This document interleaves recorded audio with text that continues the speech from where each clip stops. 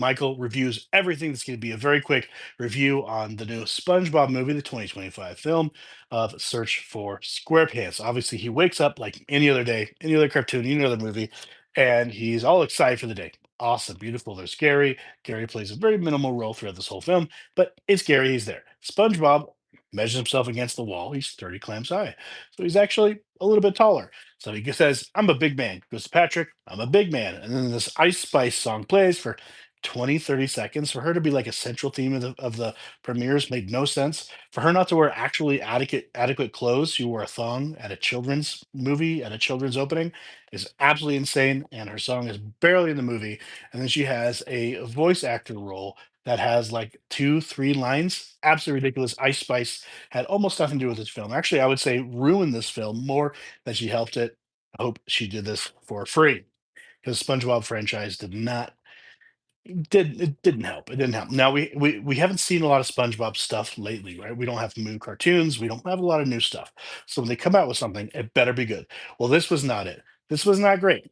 This was all about the Flying Dutchman and his curse, where he is this ghostly creature instead of being a real human with this massive nose and weird, almost very anti-Semitic looking, actually, with this big old fake nose and then these curly cues that kind of stick out, almost like Payas. And so basically, he needs to trick somebody. Well, SpongeBob is very trickable because he's an idiot. SpongeBob buys into the story by Mr. Krabs that was fake, that he was a swashbuckler. So obviously, he blows on this weird flute. He becomes a swashbuckler, kind of. He has to go through these different levels in the underworld where like mops and anchors are like creatures.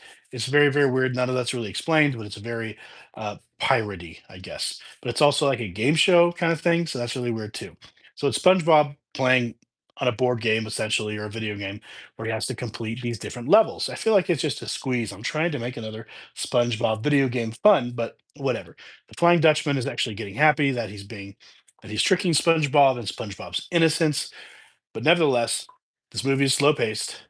It hangs too much on how dumb SpongeBob is and how gullible he is, and it just calls him innocent, right? Whatever. So here's the reality. The movie was dumb. It was a very long 3D version of an episode. I will say, my opinion of this movie may not be an accurate opinion. And here's the reason. I was racing out, literally, my wife and my kid. I'm like, dog, get in the kennel. I'm racing out of the house.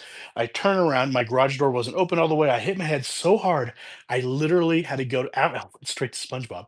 But after SpongeBob, I was in the ER for several hours and they said I had a concussion. They said that I have a contusion on this big muscle right here. I literally concussed myself leaving the house to get to the SpongeBob movie. Now, I wish I could say that it was worth it, but the movie wasn't great. It was just a blind grab at more money and maybe to launch a video game or two. But when it comes to SpongeBob, we've kind of milked this sucker dry. We've kind of bled this rock dry at this point. SpongeBob is cute, he's funny, he's iconic, but to bring him back and the Flying Dutchman, we've already seen the Flying Dutchman. We already know his story. He's already popped up before.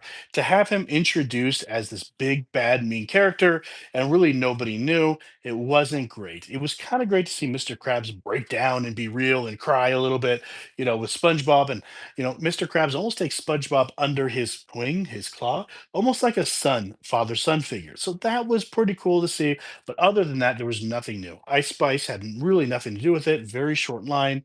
Her song that's not even great was in there for 20 seconds.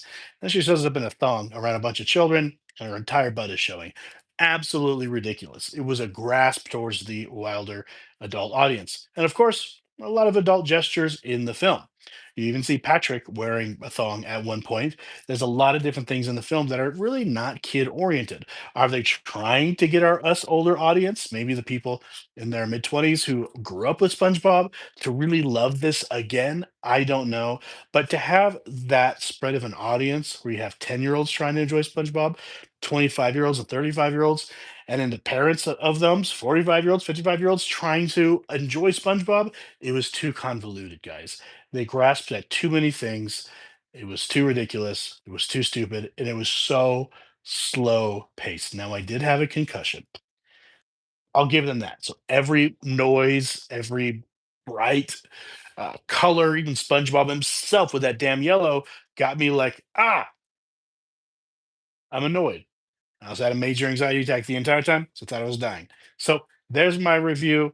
I didn't care for it. Somebody said um, it got boring too. I didn't like it. Guys, I don't know. See it without a concussion. Let me know what you think. Next time I do a review on Avatar 3 that I just watched and another movie, The Anaconda, that I just watched. I try to see movies on opening nights, but it's been a few days since these opening nights, so I've been able to think about it a little bit to give you guys better reviews. But say hi next time. I love you guys. I'll see you then. Make sure to like and subscribe.